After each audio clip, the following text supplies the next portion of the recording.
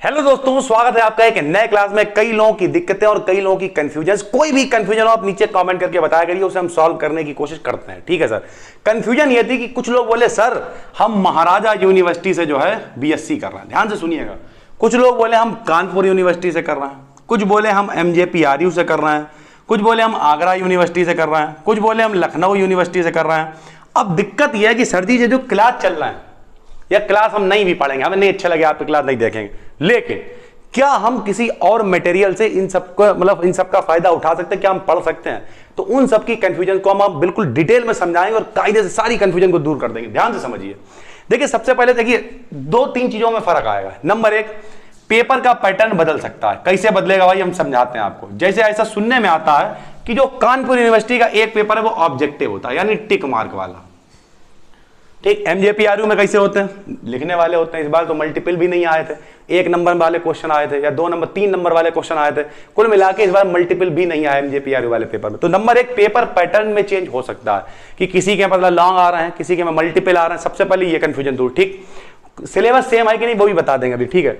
दूसरी बात क्या है? दूसरी बात यह है कि पेपर में जब है आप कायदे से अगर देखेंगे तो हम आपको समझाते हैं। मान लिया कोई फर्स्ट ईयर में वही चीज पढ़ रहा है, किसी यूनिवर्सिटी में वही चीज थर्ड ईयर में।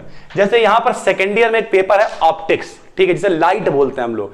किसी जमाने में वो यहां फर्स्ट ईयर में हुआ करता था और किसी यूनिवर्सिटी में वो थर्ड ईयर में हुआ करता था। यानी यूनिवर्सिटी के जो पेपर है वो इधर उधर हो सकते हैं। जो आप फर्स्ट ईयर में पढ़ रहे हैं वो थर्ड ईयर में पढ़ा दें, जो थर्ड ईयर में पढ़ रहे हैं वो फर्स्ट ईयर में पढ़ा दें, लेकिन ज्यादातर जो कोर्स है वो सेम होगा। अब आप क्या करेंगे? बोले हमने सर जी कहीं कुछ और पढ़ लिया और वो पेपर में नहीं आता, तब हम क्या करेंगे? बेसिक तरीका हम आपको बताएं। जो भी आपकी यूनिवर्सिटी है आप सबसे पहले उसका आगे नाम डालें और उसका सिलेबस सर्च करें। जो भी आप पढ़ रहे हैं, बीए बीएससी है जो भी कुछ, वो बहुत कठिन नहीं होगा। एक सिलेबस होगा, पीडीएफ पूरी डाउनलोड होकर आ जाएगी, 10 20 50 पेज की, जो भी आ जाए। ठीक, उसमें आपने मान लिया फिजिक्स का देखना, आपने अपना फिजिक्स वाला पोर्शन खोला और सबसे पहले देखना शुरू करा यूनिट। उसमें लिखे होते हैं, पहले यूनिट का नाम लिखा होता है और उसके अंदर सारे टॉपिक लिखे होते हैं कि कौन कौन से। जैसे छोटी किताब में होते हैं, ऊपर लिख दिया परमाणु संरचना, उसके अंदर लिखा है परमाणु और डी ब्रॉगली समीकरण, ये वो सब लिखा होता है। वैसे ही टॉपिक के नाम लिखे होंगे।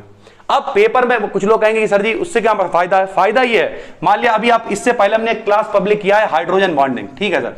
अब हाइड्रोजन बॉन्डिंग अगर आपको अपने पूरे सिलेबस में कहीं दिख गया तो बस आपके काम का है। और जो चीज एक यूनिवर्सिटी में इंपॉर्टेंट है वो हर जगह इंपॉर्टेंट, वो किसी यूनिवर्सिटी में हो, किसी क्लास में हो। अगर किसी ने हाइड्रोजन बॉन्डिंग 11वें में पढ़ी होगी वहां भी इंपॉर्टेंट है, बस वहां खाली इतनी सी पढ़ी थी। यहां हम लोग क्या पढ़ेंगे? उसके इफेक्ट पढ़ेंगे, किस तरीके से प्रभाव डालेगा, डिटेल में पढ़ेंगे। कुल मिला के फर्क कुछ नहीं है।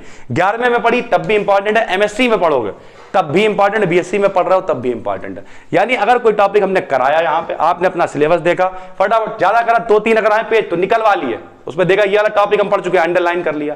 और इस तरीके से आप चीजों को समझ पाएंगे और बहुत आसानी से कर पाएंगे। जितनी भी इंपॉर्टेंट चीजें वो हम सारी करा देंगे। जो लोग एमजेपीआरयू वाले हैं, यानी महात्मा ज्योतिबा फुले रोहिलखंड यूनिवर्सिटी वाले, एमजेपीआरयू वाले, जो लोग कानपुर वाले हैं, उनका तो लगभग सिलेबस सेम ही है। ठीक है सर, बस पैटर्न थोड़ा सा चेंज हो सकता है। बाकी भी जितनी यूनिवर्सिटी उन सब में भी ये काम में आएगा। बिल्कुल फ्री क्लासेस है।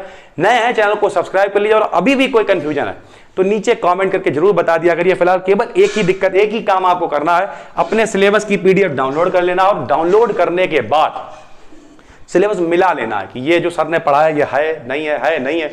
बस कॉपी करिए और नोट्स बनाना शुरू करो, बस इतनी कंफ्यूजन थोड़ी है सर।